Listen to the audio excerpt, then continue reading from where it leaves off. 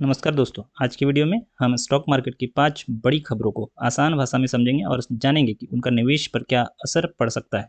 Uno Minda का नया joint venture. Uno Minda ने ताचियस के साथ 4 व्हीलर सीटिंग सिस्टम के लिए जॉइंट वेंचर बनाया है।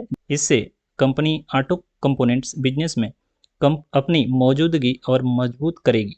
यूनो मिंडा का 320 crore expansion. Company 4 wheeler seating system के लिए 320 करोड़ का नया प्लांट लगाएगी। इसके अलावा जॉइंट वेंचर में 93 करोड़ का निवेश भी करेगी। यहाँ प्लांट FY28 की चौथी तिमाही तक चालू होने का लक्ष्य है। यूनो मिंडा पर असर। अगर यहाँ प्रोजेक्ट समय पर पूरा होता है तो अगली कम उत्पादक क्षमता और भविष्य की कमाई में बढ़ोतरी देखने को मिल सकती है। RCF की बात करें तो RCF के बोर्ड ने 15,000 करोड़ तक इक्विटी फंड राइज करने की मंजूरी दी है।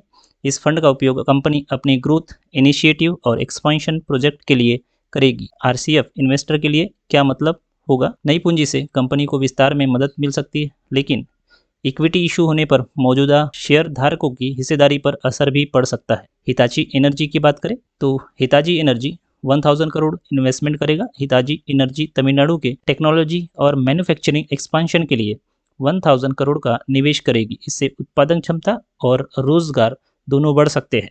हिताची एनर्जी पर असर। यह निवेश कंपनी के लिए लॉन्ग टर्म ग्रोथ प्लान का हिस्सा है और आने वाले वर्षों में बिजनेस को मजबूती दे सकता है। पूनावाला फिनकॉर्प का 200 करोड़ का NCD इशू। पूनावाला फिनकॉर्प ने प्राइवेट प्लेसमेंट के जरिए 200 करोड़ के tyre second non convertible debenture जारी करने की योजना बनाई है ताकि कैपिटल बेस मजबूत हो सके। NCD issue. इस फंड का इस्तेमाल कंपनी अपने लैंडिंग कैपेसिटी बढ़ाने और बिजनेस एक्सपेंशन के लिए कर सकती है। NTPC का 30 गीगावाट न्यूक्लियर पावर प्लांट।